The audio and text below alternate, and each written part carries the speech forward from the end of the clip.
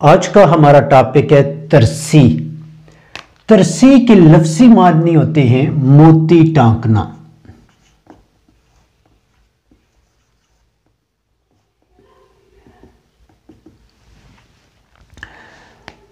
اس کی تعریف کیا ہوگی کہ کلام میں یا شعر میں مناسب وقفوں کے ساتھ ہم قافیہ الفاظ لانا، مطلب کلام میں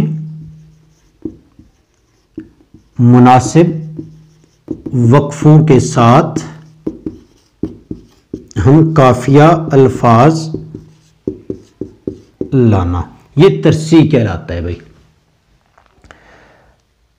اس تعریف کے ساتھ ہی اگر آپ کی شعر پہ نظر پڑی ہوگی تو آپ کو اس کا مفہوم بھی سمجھ آ رہا ہوگا ترسی کا بھی، اور اس شعر میں ترسی کی کیا مثال دی گئی ہے وہ بھی سمجھ آ گیا ہوگا۔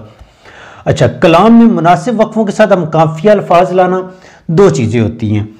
ایک یہ روایت ہے کہ ہماری جو مشرقی روایات ہیں شاعری کی، اس میں ترسی کو شعوری طور پر لایا جاتا ہے۔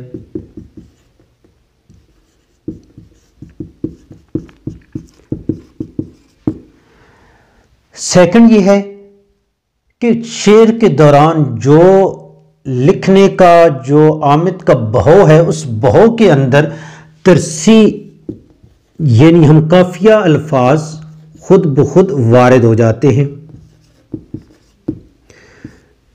دونوں صورتوں میں شعوری طور پہ بھی یہ ترسی جو ہم قافیہ الفاظ آپ آمد کے بہو کے ساتھ چل رہے ہیں، دونوں صورتوں میں یہ شعر میں حسن پیدا کرتے ہیں۔ اور اس کے لیے جو اصطلاح استعمال ہوتی ہے وہ ہوتی ہے طرفہ۔ طرفہ کو دوسری صدی عیسوی سے جو رومن شعراء تھے، انہوں نے شعر کی عظمت کو جو اصطلاح کے طور پہ استعمال کیا ہے وہ طرفہ ہے، کہ جب کسی شعر میں حسن زیادہ ہو، خوبصورتی ہو، دل آویزی ہو، اثر پذیری ہو، تو اسے طرفہ یعنی عظمت کے معنوں میں استعمال کیا گیا ہے۔ اب آ جائیں شعر میں، یہ غالب کا شعر ہے، ٹھیک ہو گیا۔ اس میں جب جمال دل فروز مہر نیم روز آپ ہی نظارہ سوز، تو تعریف کیا پڑھی ہم نے؟ کلام میں مناسب وقفوں کے ساتھ ہم قافیہ الفاظ لانا۔ جب جمال دل فروز، صورت مناسب وقفہ بھی آ گیا، ہم قافیہ الفاظ لائے گئے، آپ ہی نظارہ سوز۔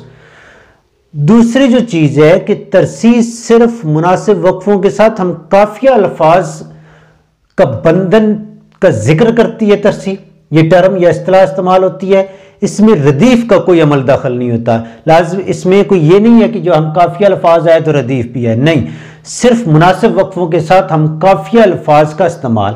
اب جب ہم پورے اس کو نہ ہٹا کے دیکھیں تو جب شعر کو پڑھیں، جب جمال دل فروز صورت مہر نیم روز آپ ہی نثار سوز پردے میں منہ چھپائے کیوں، تو کیا ہے کہ ترسی ہم قافیہ الفاظ، اس میں طرفہ بھی آتا ہے، شعوری طور پہ آیا ہے، یا آمد کے بہو کے ساتھ اس شعر کے حسن میں اضافہ کیا ہے، گویا کہ موتی ٹانک دیے ہیں۔